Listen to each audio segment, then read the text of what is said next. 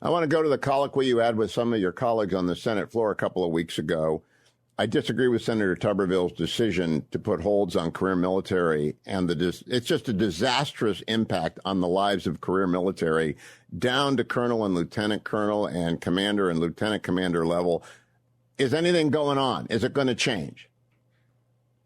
Hey, Hugh, good morning. And by the way, first, let me just begin by thanking you for the great job you did at the presidential debate, getting foreign policy, China fully involved in the discussion with our candidates is super important. So, you did a really important op-ed a few months ago on this issue. And, I always begin by saying I'm as pro-life as they come, kind of like what you said in your op-ed. Yep. Fully oppose the Biden DOD abortion policy that they announced, fully have been fighting them probably more than any other senator for politicizing our military, focusing on things like climate change and everything from their career, not their career people, they're civilians, they're civilian appointees, not the 1- and 2-star generals. So, look, there's no one who's been working this issue harder than me with Senator Tuberville, right? I've been working with him for months.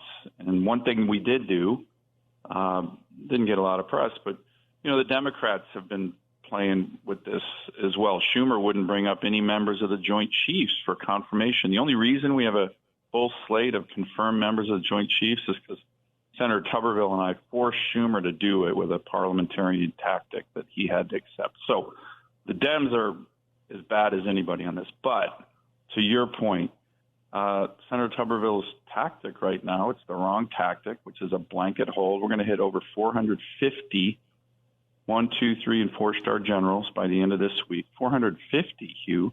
Wrong timing, one of the most dangerous times that we've had,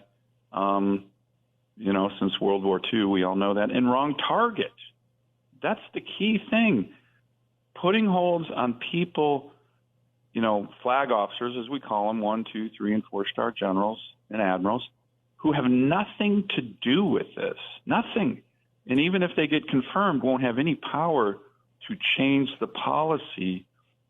It's hurting readiness, but I'll tell you this, it's really hurting morale. We have a real crisis already in the military with regard to recruiting and retention, and this is fully exacerbating this. I have been talking, I'm a senior colonel in the Marines. This is my peer group, the 1- and 2-star generals. I know a lot of these men and women. There is already beginning an exodus of people saying, you know what, I've done 5, 6, 7 deployments. My family's, sacrificed, and now I'm being stuck and punished for something I had nothing to do with.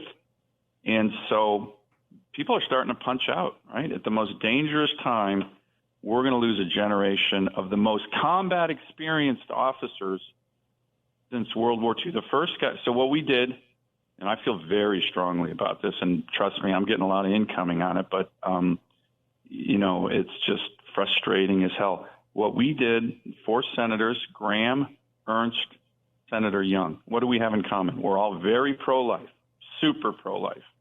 But we're also veterans, right? We know what sacrifice is. We know these people. The first guy that Senator Tuberville said, hey, I'll be fine with bringing up these votes one by one. Okay. So we said, we'll do it. We got all night, 450. We'll bring them up one by one, talk about their bios, talk about what's going on. First one I brought up was a Marine colonel selected for brigadier general. And this guy's resume, Hugh, you couldn't believe it. Silver Star winner, multi-hour combat heroism, Purple Heart recipient, Navy and Marine Corps combination medal with a combat distinguishing device. This is one of the most heroic guys I've seen. So I said, let's bring him up. Let's promote him right now to brigadier general. Senator Tuberville, I object.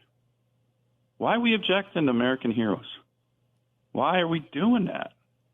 Well, Senator, I gotta ask this question, and I don't know Senator Tuberville. I don't know if he has military in his life, but detailers work with lieutenant colonels and lieutenant commanders and commanders for years to put them in the right job so that they get the right experience so they can promote 5 years from now. And they work with the 1 stars to get them into the right billets as 2 stars and the 2 stars into 3 stars. So we're not talking about 450 people. We're talking about thousands because it's actually a much bigger universe where the detailers are trying to arrange for people to get the career experience they need to be the leaders that we must have at times of war, and their families. And they're 100%. All frozen. Does he understand 100%. This?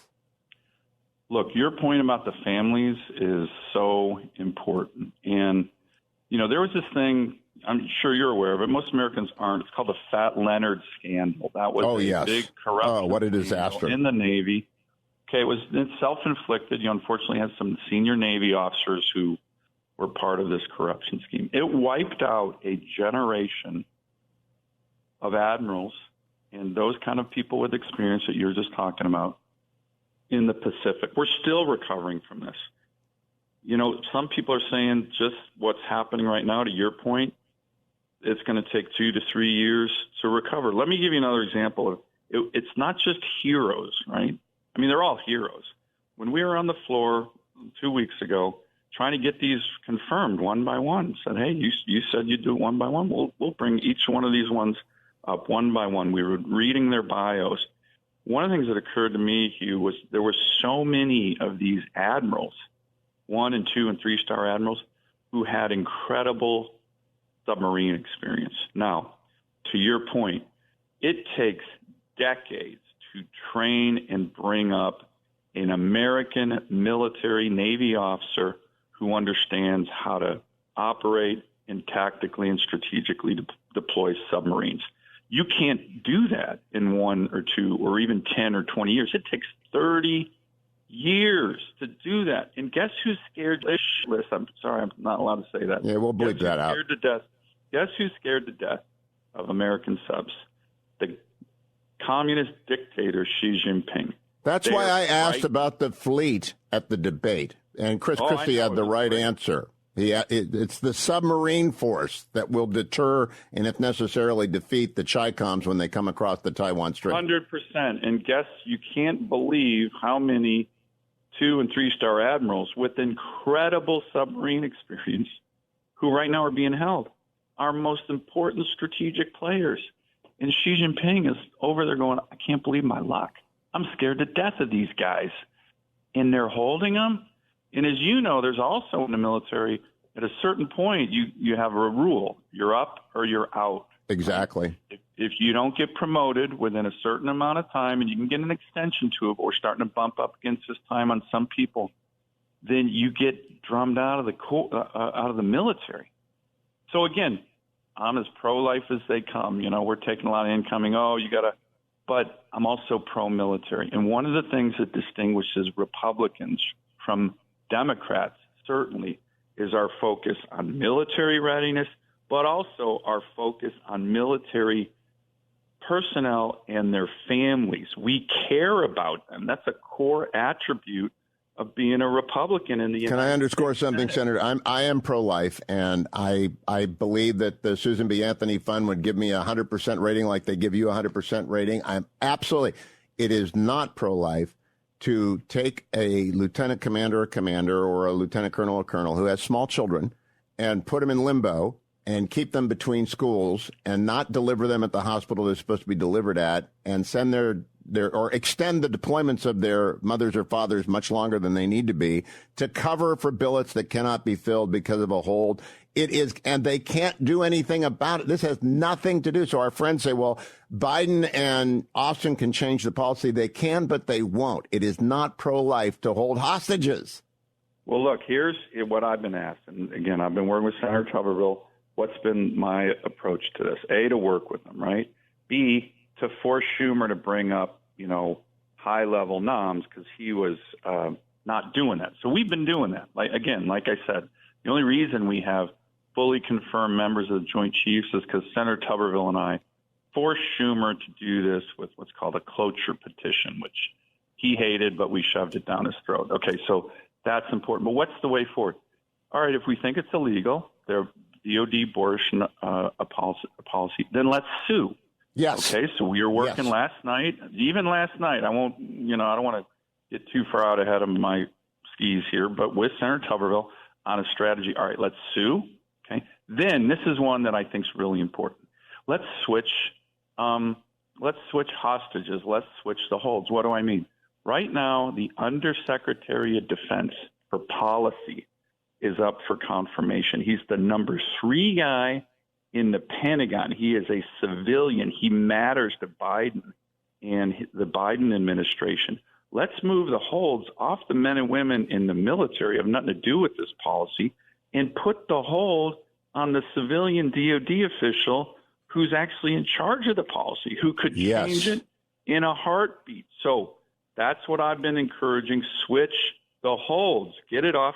And by the way, the other thing about this hold that makes no sense, we care way more about, we Republicans, than the military than they do. You never take a hostage that you care about more than your opponent. And so they're like, we don't care about the military, so let them hold it. Let's put the hold on the guy they care about, which is the Undersecretary of Defense for Policy. So I'm doing that, and I've asked Senator Tuberville to join me. I'm leading this effort to try to get a lawsuit filed soon. So there's a lot of other ways we can continue to fight this, but we have to recognize that we're not just hurting individual families. This is a strategic risk to the force, because we're going to lose a generation of the most combat experienced military officers that we've had since World War II. And we're torturing their families. We're torturing their family. And I got to tell you, an off-ramp, that's a great off-ramp. Make it bigger if you have to. Holds for every political appointee in every department. That's fine with me. Because it isn't Biden administration. Just make it, but not career military. Well, look, one more thing on this. And, on the Republican side, there's certain people who are now kind of taken to going after the military, right? I'm like, wait, what are you guys doing? Of course, the civilians, Biden has been woke as heck. But as I said, we're attacking career officers now, that they're not useful, that they're not important. These were the guys, the 1- and 2-star generals and admirals. These are the guys kicking in doors in Fallujah 20 years ago, Hugh. They're the best we have in America. Thank you, Senator Sullivan. Keep fighting the good fight. I hope you persuade Senator Tuberville. I hope you persuade him.